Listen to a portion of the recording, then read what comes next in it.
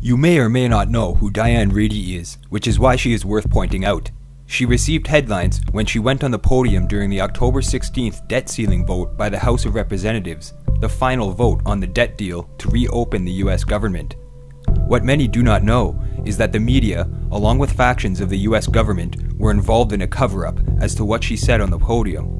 The mainstream media reported her outburst as being religiously natured, and she was escorted out of the chamber and forced to receive a psychiatric evaluation, which led the media to claim she was suffering a mental breakdown of sorts. Let's take a closer look as to what really happened. First, let's listen to the mainstream media perspective.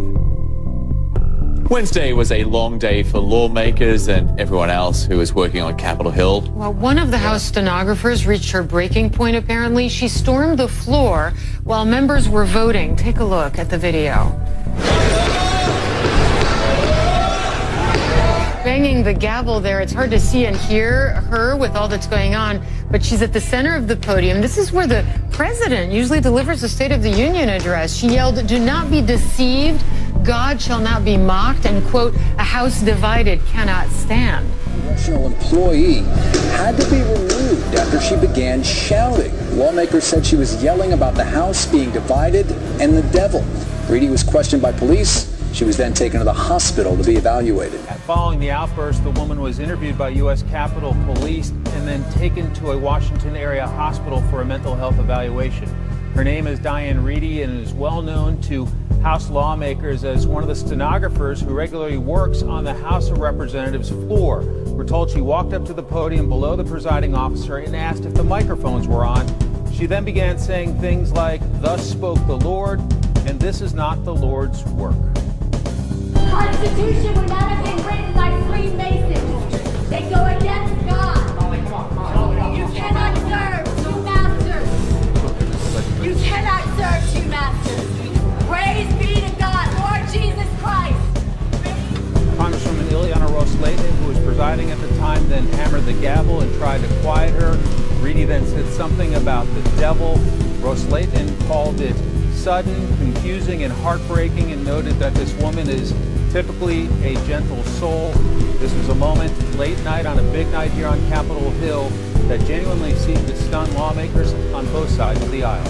It seems as though she snapped. Yeah. I mean, it's quite sad. There's a lot going on. Most media sources left out the part about the Freemasons during their reports. However, upon a closer inspection, it soon becomes apparent that the audio clip of what Diane is saying is not actually what she really said. The media covered up what was really said during these moments to avoid the public from hearing it.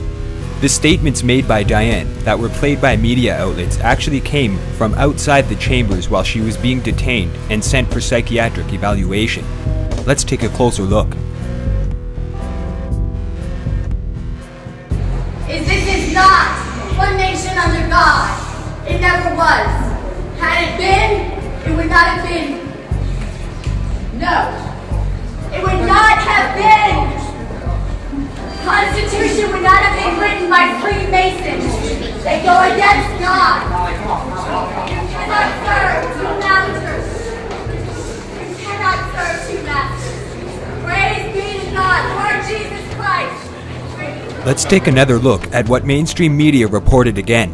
Notice that the audio has clearly been pasted over the video of Diane on the podium, disguising what she was really saying. House stenographer getting up to the microphones. Let's take a listen to this first of all. Sure. No, it would not have been. The Constitution would not have been written by Freemasons.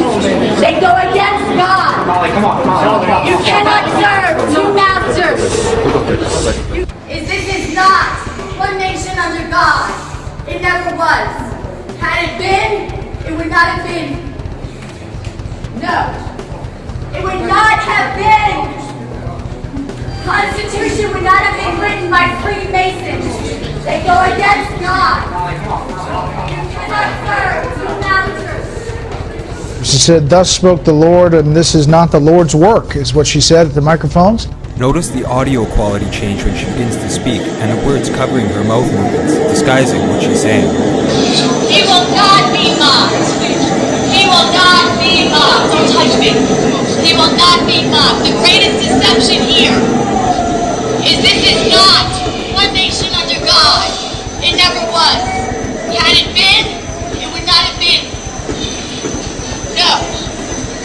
not have been. The Constitution would not have been written by Freemasons. They go against God. You cannot serve two masters. You cannot serve two masters. Now that we've reviewed the real source of the audio, let's take a look at the original C-SPAN video recording of the moments leading up to Diane's decision to protest at the podium. Keep in mind, this is the original video and audio from October 16th, 2013.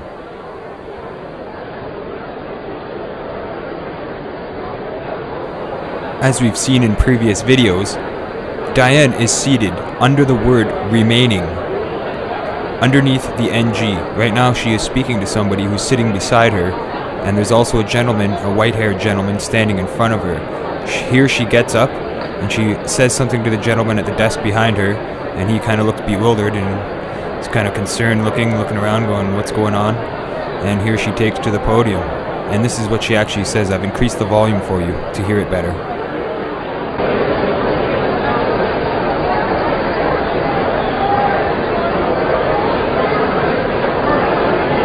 It's hard to determine what she is saying at the podium because of the background noise, but it could be that she's revealing some sort of fraudulent activity in regards to the vote. Or, because she was discussing Freemasonry, it could be that she's revealing or protesting against Freemasons in the government.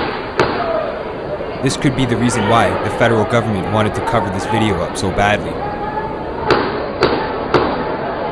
Notice how the media places the audio clip over top of the sound from the chamber, disguising what she was saying. No, it would not have been. The pounding of the javelin isn't even in sequence with the audio. Horrible editing by mainstream media. Now the question remains, why would the media place this audio portion over what was actually said? Now this is taking place after Diane was removed from the chamber, and notice everyone's reaction. There's a general feeling of concern. People look worried, especially the man behind sitting at the desk that she said something to. Actually, you'll notice that people come over to where he's seated afterwards and ask him a bunch of questions. Likely, they're probably concerned about what's going on. Here they come. There's people approaching the desk now, asking him what's going on. So the media definitely covered up what she was saying. And for the purposes, I'm not too sure. That's the question that really remains. Proper audio analysis might be able to determine what she said, but the microphone was never turned on for Diane, so it's very hard to hear what she was saying over top of all the background noise. Now this is proof right here that the media lies to us all the time, and this is just one example out of many where you have to keep your eye out for what the media is telling you and find the truth, doing your own research. Thanks for watching.